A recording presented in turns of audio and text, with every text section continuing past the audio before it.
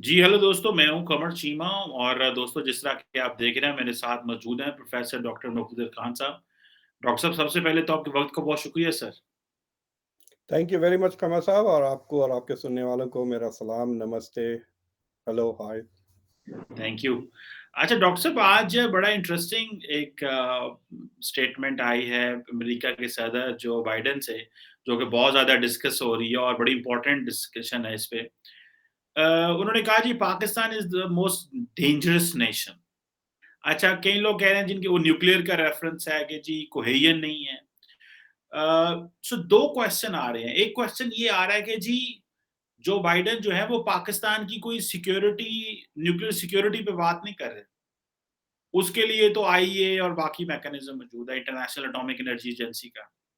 लेकिन जो इम्पोर्टेंट चीज़ है वो ये है कि वो डेंजरस नेशन कह रहे हैं। सो आप क्या समझते हैं why does he think Pakistan is a dangerous nation?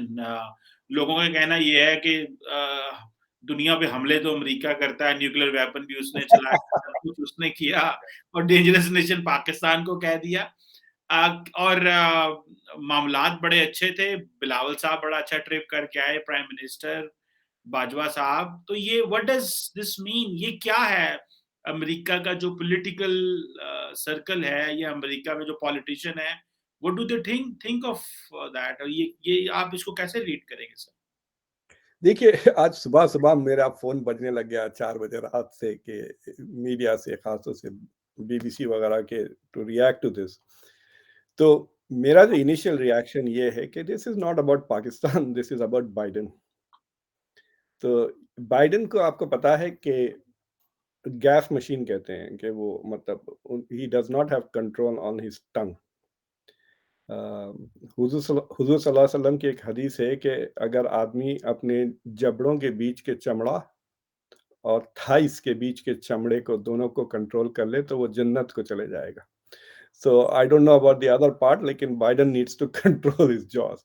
ये एज़ प्रेसिडेंट भी कई गैफ़्स किए हैं ना। एक तो एक कहा कि we want regime change in Russia, फिर उसको व्हाइट हाउस ने बैक ट्रैक किया। फिर ही सेड कि ताइवान पे अगर चाइना हमला करेगा तो वी विल रिस्पॉन्ड मिलिटरीली। फिर व्हाइट हाउस ने कहा नहीं there is no change in अमेरिका's पॉलिसी। बाइडेन ने ही didn't mean what he said basically. तो अब मेरे ख्याल से आज तो वीकेंड है, मंडे को कुछ क्लैरिफिकेशंस आएंगे। नाउ आप इसको 2-3 तरीके से देख सकते हैं। एक कि ये फ्राइडे को के करीब हुआ ताकि वीकेंड पे यानी they will let Pakistan stew for 2 days और फिर कोई क्लैरिफिकेशन मंडे को स्टेट डिपार्टमेंट के कोई लो लो लेवल का ऑफिशियल दे देगा। या फ़ोन पे पाकिस्तान को एक्सप्लेन कर देगा या US ambassador in in Pakistan will tell आपके प्राइम मिनिस्टर या फॉरेन मिनिस्टर को he didn't really mean that बल्कि। आप तो जस्ट ये तो हो जाएगा, बता लेकिन दो कह क्यों रहे?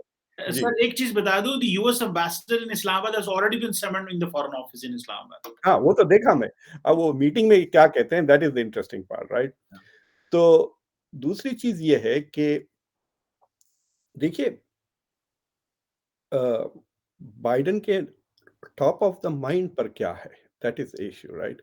तो आपके सुनने वालों को बताना चाहता हूँ कि अमेरिकन प्रेसिडेंट का जो दिन शुरू होता है, वो शुरू होता है by reading the PDB, the presidential daily brief. बाद ज़माने में for example George W Bush के लिए 3 पेज का होता था और सुनने में आता था कि कॉन्डोलीज़ा राइस पढ़ के सुनाती थी और एक्सप्लेन भी कर देती थी। और बिल क्लिंटन और ओबामा जो ज़रा हैंड्स ऑन थे, तो उनके ज़माने में 18-18, 20 पेजेज़ तक चला जाता था और daily briefing. So basically the CIA, the director of national intelligence, pentagon, state department ये लोग रात भर बैठकर रोज़ाना एक पीडीबी तैयार करते हैं which is the critical intelligence and issues of the day जो प्रेसिडेंट को मालूम होना चाहिए। तो जब से ये रशिया की जंग शुरू हुई है, मेरे ख्याल से पीडीबी का पहला पैराग्राफ या पहले 2 sentence will be state of Russian nuclear weapons. American intelligence systematically watch कर रही है कि कोई हिल तो नहीं रहा है, गोदाम में से दरवाजा खोल के उसको ट्रक में तो नहीं लोड कर रहे। So once there is some movement on the nuclear assets Russia के, तो अमेरिका को अलर्ट हो जाएगा ना कि Putin is trying to do something. John Kirby the National Security Council के जो स्पोक्स पर्सन है, उन्होंने टीवी पे कहा कि हम बहुत क्लोज़ली मॉनिटर कर रहे हैं रशिया की। तो मुझे लगता है कि पिछले 2-4 दिनों में व्हाइट हाउस में ना सिर्फ ये अवेयरनेस के let's keep an I on Russian news, और ये डिस्कशंस चल रहे हैं कि अगर रशिया यूक्रेन में न्यूक्लियर वेपन्स यूज़ कर लेता है, टैक्टिकल न्यूक्लियर, तो अमेरिका का क्या रिस्पॉन्स रहेगा? Will the response be nuclear? Will the response be conventional? क्या नेटो जंग में घुस जाएगा? इसके तो मेरे ख्याल से ये सारे डिस्कशंस चल रहे हैं न्यूक्लियर को लेकर, और उसमें इनके दिमाग में वो बात आ गई कि अरे there are other countries with nuclear weapons, North Korea ने भी अभी मिसाइल छोड़े, तो उनकी नज़र में ये है। तो मुझे लगता है कि किसी ने कहा कि there are some countries which are not responsible. आपको पता है, जब क्या मैं उनका नाम भूल रहा हूँ, डॉक्टर खान थे, वो मेरे कोई रिश्तेदार नहीं थे वो जिन पे एक्यूजेशन लगाया क्या कि उन्होंने प्रोलिफरेशन की थी न्यूक्लियर टेक्नोलॉजी की पाकिस्तान की। तो मेरे ख्याल से उस कॉन्टेक्स्ट में ये बाइडेन के टॉप ऑफ द माइंड में था, और वो निकल गया मुंह से उनके। आपको पता है रिसेंटली वो एक कांग्रेसमैन को को कॉल आउट किया, जो जिनका इंतकाल हो चुका था, तो उनको पता भी नहीं था कि ये मर चुके हैं but he was talking about him. तो ऐसी चीजें हो रही हैं बाइडेन के साथ। बट सो व्हाट मेरा एडवाइस ये है कि इसको उतना संजीदा से ना लें। अगर ये स्टेटमेंट ओबामा ने करता, अगर ये स्टेटमेंट ओबामा के पास आती, तो जिस संजीदगी से आपको एड्रेस करना पड़ता, इवन जॉर्ज बुश, उतना संजीदगी से ना पेश करें, but also do not completely ignore it. Because अगर आप देखें 2000 जब से बिन लादेन को मारने के बाद अमेरिका को ज़रा मुश्किल हुई थी to explain why America was still in Afghanistan. तो जो एक्सप्लेनेशन अमेरिकन पॉलिसी मेकर्स देते थे, वो ये था कि there are many other dangers still in the region, और एक डेंजर ये है कि पाकिस्तान के न्यूक्लियर वेपन्स किसी एक्सट्रीमिस्ट ग्रुप के हाथ ना लगे। और जो पाकिस्तान तहरीक टीटीपी जो है आपके तालिबान, अगर उनके हाथ लग जाते हैं पाकिस्तान के न्यूक्लियर वेपन्स, तो क्या हो सकता है? तो पाकिस्तान की न्यूक्लियर आर्सेनल की जो सिक्योरिटी है, उस पे आई एम श्योर कि यूएस मिलिट्री ने पाकिस्तानी मिलिट्री के साथ काफ़ी कोलैबोरेट भी किया हुआ to ensure that they are very safe. लेकिन ये डर हमेशा था कि अगर हुकूमत आ जाती है, रेडिकल हुकूमत पाकिस्तान में, तो दे विल हैव न्यूक्लियर। अगर तालिबान अगर टेक ओवर कर लेते हैं कू के थ्रू पाकिस्तान में, तो हथियार उनके पास होंगे। तो दिस वाज वन जस्टिफिकेशन।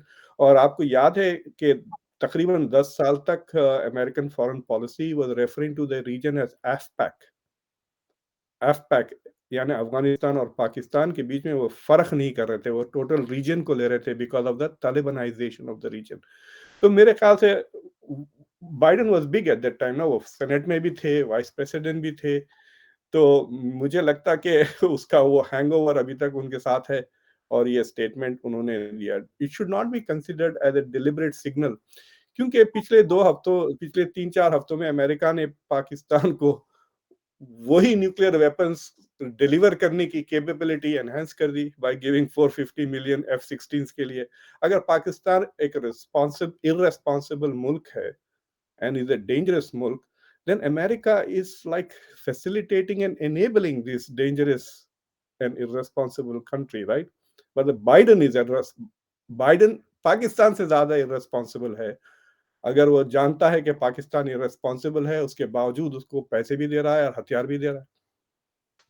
बिल्कुल, बड़ी खूबसूरत बात आपने की कि एक तरफ आपको वो न्यूक्लियर वेपन्स को कैरी करने वाली मशीन जो है उसको हेल्प कर रहे हैं, और दूसरी तरफ कह रहे हैं कि वो बड़ा जो है वो इर्रेस्पॉन्सिबल मुल्क है। ज़ाहिर बात है, आई थिंक पाकिस्तान की न्यूक्लियर ट्राइड तो कंप्लीट नहीं है, लेकिन Pakistan still can use the nuclear weapons from the land and the air, और I am not expert on that anyhow. अच्छा डॉक्टर साहब, ये बताइएगा कि हमारे पड़ोस में भारत है, मैं आज भी इंडियन मीडिया पे था, सो दे आर वेरी हैप्पी, ऐसे जैसे दिवाली पहले आ गई है, और क्या हुआ, सो आप कैसे देखते हैं, so why is India happy on all this? क्या वो समझते हैं कि पाकिस्तान अमेरिका के ताल्लुकात में दरार आनी चाहिए? रिसेंटली जो थोड़ी डेवलपमेंट्स हुई थी उसमें वो कंसर्न है, जैसे डॉक्टर जयशंकर ने बड़े कमेंट्स किए इस पे रिसेंटली। सो आप क्या देखते हैं कि इसमें ट्रेडिशनल एक विजन है वर्जन है इंडिया का, या कि they are taking it serious कि पाकिस्तान को अमेरिका ऐसे सोचता है? इसमें 2 पहलू हैं कमर साहब। एक तो ये जो पॉपुलर मीडिया को लेकर, ठीक है? और मुझे पता नहीं उर्दू में क्या लफ्ज़ होगा या हिंदी में, लेकिन अंग्रेज़ी में टिटिलेटिंग कहते हैं।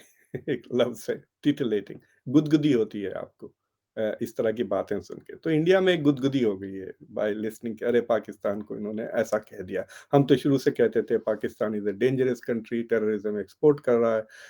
अब अमेरिका ने फ्रॉडियन स्लिप के थ्रू इस बात को एक्नॉलेज किया। तो जब से इंडिया पाकिस्तान क्रिकेट खेलना छोड़ दिए है, जब से ये जियोपॉलिटिकल टी20 तो चल ही रही है मीडिया में खास तौर से, राइट? सो उसको आप सीरियस ना लें। But from a government to government perspective, अब जयशंकर को एक अच्छी खासी छड़ी मिल गई जिससे वो ब्लिंकन की पिटाई करेंगे कि भाई तुम्हारा प्रेसिडेंट खुद कहता है कि पाकिस्तान डेंजरस है, फिर तुम उसको उनके आर्मी चीफ को एक हफ्ते तक क्यों खैरखाई की? Why are you entertaining them? आप उनको ये 450 मिलियन डॉलर क्यों दे रहे हैं? Why are you entertaining them? आप आईएमएफ को क्यों सिग्नल कर रहे हैं कि पाकिस्तान को पैसा दे? अभी देखा है पिछले मतलब पिछले 1-2 हफ्ते में आप कह सकते हैं कि एक किस्म से पाकिस्तानी फेस्टिवल चल रहा था वॉशिंगटन डीसी में। प्राइम मिनिस्टर भी तकरीर कर रहे हैं, फॉरेन मिनिस्टर कर रहे हैं, जनरल कर रहे हैं। अब इमरान खान ही बाकी थे बस, वरना पूरा पाकिस्तान डीसी में था। आप भी थे।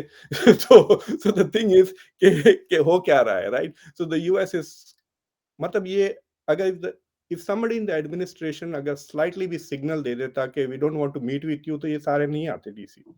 राइट? अगर अगर लो लेवल के भी स्टाफर से सिग्नल मिल जाए, तो फिर ये प्रेसिडेंट एक बात कह रहे हैं, एडमिनिस्ट्रेशन एक कह रहा है। There is another view of looking at it. तो इंडिया के लिए it is kind of a diplomatic थोड़ा सा एक एमिनिशन मिल गया है पाकिस्तान के खिलाफ, but not just so much with Pakistan but also with the US. But it also shows कि पाकिस्तान के तरफ जब भी अमेरिका झुकता है, इंडिया नर्वस हो जाता है। तो इंडिया की इनसिक्योरिटी भी सामने आ रही है। They should have just taken it casually, हुँ। कि शहीनशाह अफरीदी नहीं खेलेंगे वर्ल्ड कप में, सारी दुनिया खुश हो रही है, उसका मतलब डरते हैं ना शहीनशाह अफरीदी से। That's what it means. लेकिन यू से आई डोंट केयर, कोई भी बॉलिंग करे मैं तो ठोकने वाला हूँ, तो इट डजंट वैसा एटीट्यूड नहीं है इंडिया का। अभी भी they are sensitive to Pakistan's ups and downs. तो that is something that tells you कि जितना भी इंडिया कहे कि we are more focused on China, Pakistan के बारे में हम जिक्र भी नहीं करेंगे वगैरह, at least at an emotional level पे वो रिएक्ट कर रहे हैं। So there is an emotional रिश्ता। लोग कहते हैं कि नफरत मोहब्बत का दूसरा पहलू है। इट इज बेटर कि कोई आपसे नफरत करे बनिस्बत आपकी तरफ इंडिफरेंट रहे। अगर वो आपकी तरफ बिल्कुल they really don't care about you, that is worse than actually hating, because hate से love hate are they kind of an opposite sides of the coin. तो ये नजर आ रहा है मुझे लगता है कि पॉपुलर कंजम्पशन में। But but to be very honest कि पाकिस्तान की जो डिस्टेबलाइजेशन हो रही है स्टेट की पिछले 1 महीने से, हुँ, एक 3-4 महीने से, हुँ, with an highly nuclear, आप एक you're not just a nuclear weapon, आपके पास तकरीबन 200 न्यूक्लियर वेपन्स हैं। बहुत ही ज्यादा हथियार है, मतलब I think probably on the same level as Britain के उस लेवल पे है न्यूक्लियर आर्सेनल। मैं लास्ट टाइम जब चेक किया था कुछ 198 96 बॉम्ब्स कह रहे थे पाकिस्तान के पास। So that's a quite a powerful, it's not just a deterrent से भी बहुत ज्यादा है वो। तो अगर इंडिया को डिटर करना है तो 10 15 20 इज एनफ, बट ये 200 is a pretty, you are trying to have a strategic advantage over India. और इंडिया से ज्यादा बम है पाकिस्तान के पास, एटलीस्ट 20-25। इंडिया दे से is around 175, Pakistan is around 195। So it is very important कि द नेबर्स और दूसरे लोग थोड़े नर्वस रहें, क्योंकि आपके पास हैं बंदे ऐसे जो जिनको देख के तो डर होता है ना, सुन के उनको, उनकी बातें सुनकर बहुत सारे ए टू ज़ी बहुत है, इसरार अहमद से लेकर, वो तो खैर उनका इंतकाल हो गया, लेकिन अभी उनको यूट्यूब चैनल कैंसल कर दिए थे recently because of the kind of things he was saying. और ये ग़ज़वा-ए हिंद इस तरह की बातें तो करते रहते हैं वो लोग। और so I have a feeling कि this is a broad reflection of Pakistan's public image, यानी आपका सॉफ्ट पावर बहुत ही सॉफ्ट हो गया है। True, true. अच्छा डॉक्टर साहब, एक बड़ी आपने बात की और मैं बहुत देर इस पे मैं चाहता था कि कोई इस पे बात करे। आपने बात की जिस तरह के फॉर एग्ज़ाम्पल हम डिफरेंट थिंक टैंक्स की रिपोर्ट्स आती रहती हैं, कि जी या पाकिस्तान के बाद लेट्स से जी 190 हैं, इंडिया के पास 160 हैं। आप क्या देखते हैं बेसिकली देखिए, पाकिस्तान की तो कोई न्यूक्लियर डॉक्ट्रिन भी नहीं है, व्हिच इज़ नोन, ऑब्वियसली है, लेकिन which is not public, I mean ठीक है। सो पाकिस्तान इस तरह की जो सेंसिटिव इन्फॉर्मेशन है वो शेयर नहीं करता है, आई एम 500% श्योर। पाकिस्तान के पास कितने न्यूक्लियर वेपन है, पाकिस्तान की सरकार ने, गवर्नमेंट ने कभी, इदारों ने कभी नहीं बताया। सो आप क्या समझते हैं ये जो लोग पाकिस्तान के, भारत के या और ममालिक, या भारत भी सारी बातें नहीं बताता कि उसके पास कितने न्यूक्लियर वेपन्स हैं, लेकिन आप जो समझते हैं कि आप क्या समझते हैं ये लोगों के पास कैसे डाटा आता है, और ये वो कैसे समझते हैं कि इंडिया के पास 160 होगा, पाकिस्तान के पास 190 होगा, रशिया के पास इतने, बर्तानिया के पास इतने? क्या ये थ्रेट असेसमेंट करते हैं? थ्रेट की नेचर समझते हैं, या कोई बैकडोर कोई इंफॉर्मेशन होती है? आप ज़रा ये, और पाकिस्तान के लोग इसको डिनायल करते रहते हैं। I am talking of private public, I am not talking कि या गवर्नमेंट इसको डिनायल करती है। पर प्राइवेट लोग जैसे मेरे जैसे कहें जी नहीं जी इतने नहीं है, पता नहीं कितने हैं, ये है वही पाकिस्तान को वो किया जा रहा है। तो आप इसको क्या देखते हैं जी, किस तरह असेसमेंट की जाती है? तो एक बात तो आपकी बिल्कुल सही है कि there must be theoretically very few, Pakistan में बहुत ऐसे कम लोग हों जो कह सकते हैं कि भाई 196 नहीं 198 है। यू नो इतना एक्यूरेट काउंट के तो बहुत कम हो। आई होप कि there is somebody who knows exactly कितने हैं। बट आपको ऑब्वियसली। पता है, आई मीन आपने मुझे एक वाकया याद दिला दिया। आज से 10, 12, 15 साल पहले मेरी बेनज़ीर भुट्टो से मुलाकात हुई थी। एंड शी आस्क्ड मी कि पाकिस्तान के पास कितने न्यूक्लियर वेपन्स हैं। मैंने कहा मैडम आप प्राइम मिनिस्टर हैं, मैं तो गया भी नहीं हूँ पाकिस्तान, आप मुझसे पूछ रही हैं। शी सेड मुझे नहीं बताते, मुझे नहीं बताते मेरे आर्मी वाले है कितने, बस अफ़वाहें सुन रहे। तो मैंने कहा कि भई आपकी कल मीटिंग है स्टेट डिपार्टमेंट में, आप उनसे ऑफ़िशियली ये पूछ लें। एंड मुझे पता चला कि she got a briefing from the US government on Pakistan's nuclear posture, nuclear weapons. तो जो काम आपकी मिलिट्री को करना चाहिए था, वो यूएस ने किया बेनज़ीर के लिए। Brought her up to date on Pakistan's nuclear. तो ये the way they are done is, देखिए because of IAEA there are lots of inspections वगैरह। तो आपके पास कितनियाँ न्यूक्लियर प्यूरिफाइड U-238 से U-235 से प्लूटोनियम वगैरह ये कितना प्रोड्यूस हो रहा, इसका तो एस्टिमेट्स है। अगर आप ये बात छुपाने लगे तो आप ईरान के सिचुएशन में पहुंच जाएंगे। So the scientist worldwide know कि आपके पास कितना प्यूरिफाइड यूरेनियम वेपनाइजेबल मटेरियल है। उसके बेसिस पे एस्टिमेट्स होते हैं। दूसरी चीज ये है कि ये जो जर्नल्स जो सिपरी वगैरह हैं, जो इनका स्टॉक करते हैं, they also get leaks from intelligence agencies. तो पाकिस्तान की इंटेलिजेंस एजेंसीज इंडिया के बारे में लीक करती होगी, इंडिया की इंटेलिजेंस एजेंसीज पाकिस्तान के बारे में लीक कर देती है, अमेरिका के इंटेलिजेंस एजेंसीज। और अमेरिका में जो इंटेलिजेंस हैंडलिंग इज, मतलब दो लेवल से, एक लेवल पे the security is so tight कि वो अपने एलाइज के साथ भी शेयर नहीं करते। जो अमेरिका का एटीट्यूड है, you tell me everything, I will tell you what I think you need to know. ये है ना अमेरिका की पोजीशन। आप सब कुछ मुझे बताएं, don't tell me that this is irrelevant, I want to know everything. हर कंट्री से ये अमेरिका। हम आपको वही चीजें बताएंगे जो हम समझते हैं कि आपको जरूरत है। ये यूरोप के साथ भी ये है, फ्रांस के साथ भी ये है, but there are very few countries जिसके साथ India America intelligence really share करता है। वो फाइव आइज का नाम सुने होंगे आप जो अंग्रेजी बोलने वाले मुल्क हैं, Australia, New Zealand, England, America, Canada. इनके साथ ज़रा ज़्यादा इंटेलिजेंस कोऑपरेशन है और इज़राइल के साथ है, मेरे ख़्याल से अब इंडिया के साथ है। 9/11 के बाद इंडिया ने काफ़ी इंटेलिजेंस शेयर की थी यूएस के साथ about Islamic groups in India. तो US collects a lot of these agencies, but मुझे लगता है कि even though the US has a lot of tightness, US की गवर्नमेंट में काफ़ी लोगों को इंटेलिजेंस का एक्सेस है। अच्छा। तो ये जो थिंक टैंक वाले जो लोगों की बात कर रहे हैं आप, थिंक टैंक वाले, many of them have already been in the government. Either they are in the government or they are wanting to go into the government. तो जब वो गवर्नमेंट में होते हैं उनको ये इस इंफॉर्मेशन का एक्सेस मिल जाता है। अगर आप डीओडी वगैरह में हैं तो it's not very difficult to get this access to get an approximation. आपको एग्जैक्ट तो नहीं मिलेगा इंफॉर्मेशन, बट भाई 20 है या 150 से ज्यादा है, दैट काइंड ऑफ इंटेलिजेंस आपको इजीली मिल जा सकती है। And it is not, and if you are not being very specific, तो you are also not violating कोई इंटेलिजेंस के लॉज वगैरह when you write about it and when you comment about it. तो मैं जो आपको बता रहा हूँ कोई गवर्नमेंट की इंफॉर्मेशन नहीं, मैं थिंक टैंक्स की रिपोर्ट्स से बता रहा हूँ, बिल्कुल ठीक है। रैंड कॉर्पोरेशन की रिपोर्ट। जी हाँ। बिल्कुल ठीक। अच्छा डॉक्टर साहब ये बताइएगा कि ये जो अभी स्टेटमेंट आई है, इसमें ज़ाहिर बात है पाकिस्तान की ये जो पीडीएम, ये जो एक कोalition है गवर्नमेंट्स का, पॉलिटिकल पार्टीज़ का, जिसने इमरान खान को रिप्लेस किया और इसने बेसिकली एक नैरेटिव बनाया कि इमरान खान झूठ बोल रहा है, अमेरिका से कोई धमकी नहीं मिली, ऐसा कुछ नहीं है। और इमरान खान ने आज फिर ये शोर मचा दिया कि देखो तुम कौन होते हो और इस तरह की चीज़ें। तो आप क्या समझते हैं इसका मज़ीद पाकिस्तान के अंदर गैर यकीनी सूरत-ए-हाल पे क्या असर पड़ सकता है कि एक तरफ इमरान खान है जो पिछले 4, 5, 6 माह से एंटी अमेरिका नैरेटिव बेच रहा है।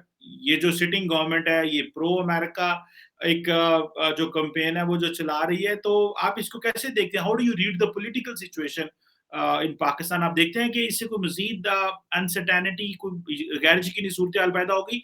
या क्या आप देखेंगे कि इमरान खान जो है उसने बहुत एंटी अमेरिकनिज़्म कर ली, अब वो अमेरिका के साथ ताल्लुकात बहाल करना चाह रहे हैं। सुना है कि उन्होंने डोनाल्ड लू वगैरह से भी कॉन्टैक्ट किया और बहुत सारी और चीज़ें भी की कि जो अवाम में हमने एक माहौल बनाना था, ओपिनियन बनानी थी, वो तो बना ली, लेकिन अब अमेरिका के साथ चीज़ें बेहतर की जाए। तो आप इसको किस पे राय में देखते हैं, इस स्टेटमेंट को, इस हवाले से? देखिए, एक अंग्रेजी फ्रेज है टाइगर बाय द टेल। अगर आप शेर की दुम पकड़ लें तो फंस जाओगे आप, क्योंकि आप छोड़ तो नहीं सकते। जिस दिन जैसा आप छोड़ेंगे वो काट लेगा, लेकिन आप शेर की दुम को कब तक पकड़ के बैठोगे? That is also a dangerous situation. तो पाकिस्तान का सिचुएशन वैसे ही हो गया है, tiger by the tail. Imran Khan को तो निकाल दिया, लेकिन जो इमरान खान को रिप्लेस कर रहे हैं, they are not of the same stature. They do not have the popularity in the crowd के स्ट्रेट अप इलेक्शन में वो इमरान खान को नहीं हरा सकते। अगर आप इलेक्शन अभी कर लें, फेयर इलेक्शन कर लें, तो मेरे ख्याल से Imran Khan will beat these guys unless there is a third party, Nawaz Sharif आते हैं and does something magical. I am not very sure कि पाकिस्तान में ऐसी कोई पॉलिटिकल पार्टी है जो इमरान खान को, और इमरान खान इज रेडिकलाइजिंग पाकिस्तानीज ना, वो खाली मोबिलाइज नहीं कर रहे हैं, वो रेडिकलाइज भी कर रहे हैं। तो वो पैसा यहाँ पर लॉबीज के थ्रू कितना भी खर्च कर लें वो सारा जाया हो गया। I think the best way Imran Khan can improve relations by with the US is by simply shutting up. ये जो बेकार बातें वो करते रहते हैं ना, अमेरिका ने हम ये किया, वो किया, ये किया, because he didn't want to say कि जिन्होंने मुझे पाला उन्होंने मुझे बाहर कर दिया, ये नहीं कह सकते थे, तो वो ब्लेम उन्होंने अमेरिका पे डाल दिया, right? Because he didn't want to say that I lost the support of the military, ये नहीं कह सकते थे। अगर ये कहते तो पब्लिक में भी शक आया था कि वाई, राइट?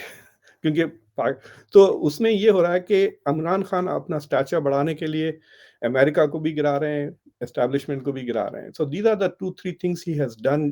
तो इससे ये हो गया है कि जो करंट गवर्नमेंट है वो उसकी इंटरनेशनल क्रेडिबिलिटी बहुत कम हो गई है। तो लोग हेजिटेट कर रहे हैं in making long term deals कि ये है या नहीं, कल है या नहीं।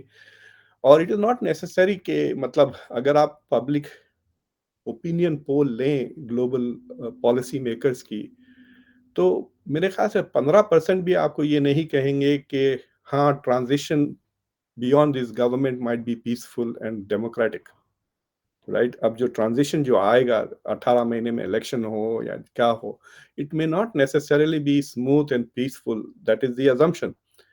तो people are anticipating instability in Pakistan next, मतलब कि कुछ ना कुछ बुरा होने वाला है politically speaking. So that is the worry, और उस पे आपको जरूरत बहुत है वेस्ट की और अमेरिका की, और आप उन्हीं से दुश्मनी कर रहे हैं। आई I मीन जो देखिए, आपने सेंटोर को देखा है? सेंटोर, सेंटोर एक किस्म का ग्रीक, आधा घोड़ा आधा इंसान होता है, half human half beast. So America is like a centaur. The human side of America persuade करता है आपको, the beast side of America coerce करता है आपको। जो बीस्ट है वो धमकी देता है, जो ह्यूमन साइड है वो आपसे प्यार से बात करता है। एक एड देता है, दूसरा सैंक्शंस लगाता है, राइट? तो तो आप अमेरिका को, वेस्ट को डिमोनाइज जब करते हैं, you forget the human side of the west, जो आपको फ्लड्स में इमीडिएट रिलीफ पहुंचाने वेस्ट आई थी, आपके रेगुलर फ्रेंड्स नहीं आए थे। सो आप बीस्ट से डील करते हुए आप the human side of America को भी डिमोनाइज कर दिया है पाकिस्तान में। That is the problem, they should have separated the two, right? तो मेरे ख्याल से दूसरी चीज ये है कि पाकिस्तान पे भरोसा नहीं था, ये तो साफ जाहिर हो गया व्हेन एबटाबाद पे जो ऑपरेशन हुआ, and Pakistani government was not informed, not consulted. क्यों नहीं बताया? क्योंकि somebody in the government in the USA, अगर उनको बताएंगे तो वो बिन लादेन को फोन करके बता देंगे कि भाई तुम्हारे पे हमला हो रहा है, वो बच जाएगा। So this is the perception. तो वहां पे तो साफ हो जाना चाहिए था आपको कि America neither trust Pakistani government nor does America trust Pakistani military, दोनों को नहीं बता। सो ये अजम करना कि there are very positive relationship एक हद तक सही है, but they are not like the way we would trust say European allies या दूसरे allies. So Pakistan has a lot of groundwork to do. और प्रॉब्लम ये है कि हमारे डेवलप्ड कंट्रीज में, मैं ये शुरू से जब अमेरिका आया तो मुझे बड़ा हैरत होती थी कि छोटे छोटे इलेक्शंस में पॉलिसी डिबेट्स होते हैं। कांग्रेस के इलेक्शन को ले ले, मेयर के ले ले, मेरे जो ये मोहल्ले का जो कंस्टिट्यूएंट है, उनके डिबेट्स भी पॉलिसी डिबेट्स हो रहे थे कि लाइट कहाँ पे लगानी चाहिए। ये नहीं कि तू गे है, तू ये है, वो है, इस तरह के डिबेट्स बहुत नहीं, बट लाइट कहाँ पे लगानी चाहिए, पार्क क्यों नहीं है हमारे नेबरहुड में, उस लेवल पे it's always a policy level debate. अपने पास पॉलिसी डिस्कशन होती ही नहीं है आवाम में, पॉलिसी बहुत कम, पॉलिटिक्स बहुत ज्यादा चलती है। तो it is a sign of under development कि आप पॉलिटिक्स पे ज्यादा तवज्जो और यू नो कि तुर्की में देखिए, जब भी वो अर्दोगान की थोड़ी पॉपुलैरिटी कम होने लगती है, उसका एक वीडियो छोड़ देते हैं वो कुरान की आयतें पढ़ते हुए। अच्छा ठीक है भाई, आप अच्छी रिसाइट करते हैं कुरान, what has that got to do आपकी पॉलिसीज की वजह से मुल्क में इन्फ्लेशन बढ़े जा रहा है, इकोनॉमी डिक्लाइन हो रही है। So I think the government public has to be educated enough to to understand the difference between policy preferences.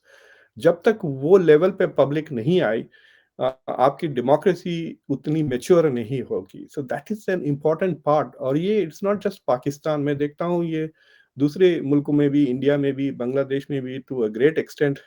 ये गुड न्यूज ये है कि जो एलिट है वो एक्सपैंड हो रही है इन सारे मुल्कों में। Number of professors, number of journalist, number of educated people who are interested in policy, वो जरूर बढ़ रहा है। इस वास्ते आपके जैसे शोज चलते हैं ना। बट अगर आप टीवी पे देखें, there is no policy discussion, क्या पता नहीं क्या, like I don't know what they are discussing. TV देखना छोड़ दिया मैं। यहाँ पर भी सीएनएन पे भी देखें आप, पॉलिसी डिस्कशंस कम, फालतू बकवास पॉलिटिक्स ज्यादा चलती है। तो इट इज इम्पोर्टेंट कि पाकिस्तान में बहुत सीरियस तरीके से डिस्कशन हो कि उनका मुस्तकबिल कहाँ है, like what kind of Pakistan you want in 2030, इन 2040। क्या इंटरनेशनल पोस्चर है? बस यही कि इनसे इनसे ले, वो उनसे ले, इनसे ले, समहाउ मैनेज क्राइसिस से क्राइसिस, क्राइसिस से क्राइसिस। या you want to have an opportunity कि भाई थोड़ा सब्र मिले, थोड़ा मौका मिले कि लॉन्ग टर्म प्लानिंग हो, डेवलपमेंट में इन्वेस्टमेंट हो, try to catch up with the world. दुनिया बहुत तेज़ी से बढ़ रही है और सोशली भी और इकोनॉमिकली भी और टेक्नोलॉजिकली भी। You can't fall behind. एक बार पीछे रह जाएँ तो फिर कैच अप करने में बहुत वक़्त लगता है। बहुत वक़्त। बिल्कुल सही कहा आपने डॉक्टर साहब कि ये जो पॉलिसी लेवल की डिस्कशन है ये नहीं है एंड जो है वो यही है पैटी पॉलिटिक्स, रिटेल पॉलिटिक्स जिसे हम कहते हैं, वही तू-तू, मैं और ये और वो और इन्हीं चीज़ों में हम जो है वो अड़े हुए हैं। तो thank you very much doctor साहब, it's always pleasure and it's always learning. मैं भी आपका एक स्टूडेंट ही हूँ, like other people, thousands of people who are watching and it's always great to be a student. मुझे तो स्टूडेंट हो तो बड़ा अच्छा लगता है। So thank you very much for your time and valuable comments. Thank you very much. आपके सुनने वालों को कहिए कि मेरे शो को जी, जाएँ, जी। सब्सक्राइब करें, conversations. Yes thank you do very much. Subscribe करें जी डॉक्टर साहब का। मैं भी सीखता हूँ वहाँ से, आप भी सीखें और मैं लिंक भी लगा दूँगा शो में डॉक्टर साहब के। Thank you sir. Thank you sir.